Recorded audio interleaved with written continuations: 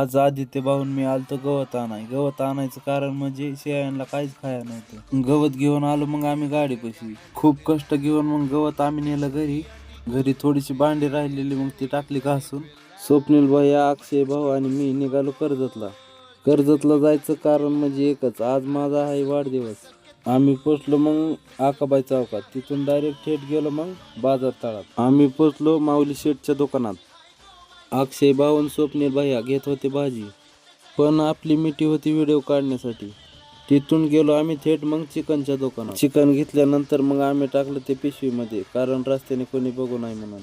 तिथून निघालो भावांना आपण मग जयशंकर किराणा दुकानात. त्यानंतर मग काकांनी दिलं आपल्या बिर्याणीचं सामान. काका व्हिडिओला लाईक करतात तर तुम्ही हिशोब करून घ्या. काकांकडून मग आम्ही घेतलं सामान. तिथून निघालो आम्ही डायरेक्ट घराकडे. सणाना पिरिरी. घरी गेल्यानंतर आदित्य भाऊने घासलं मग बघूलं. अक्षय भाऊने मग घेतलं तांबाटे चिरून. सुधीर भाऊ बी चिकन धुत आहेत बघा. सगळ्यांनी सगळी कामं केली पण आपण.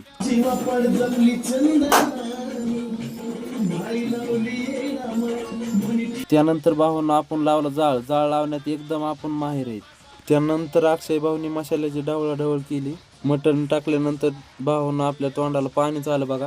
त्यानंतर भाऊंना आपण टाकलं मग त्याच्यात तांदूळ, त्याच्यात ओतलं मग भावांना पाणी.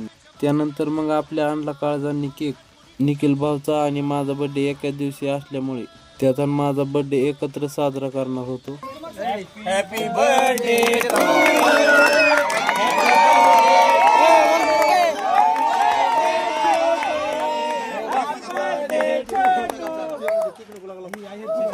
त्यानंतर घरी आल्या बी एक काजूच्या तुकड्याने केक आणलेला होता. मग ते बी आपण कापला. Happy birthday to you. Happy birthday. त्यानंतर भावाने लावला मला केक. मग त्यानंतर गेलं फोटोशूट.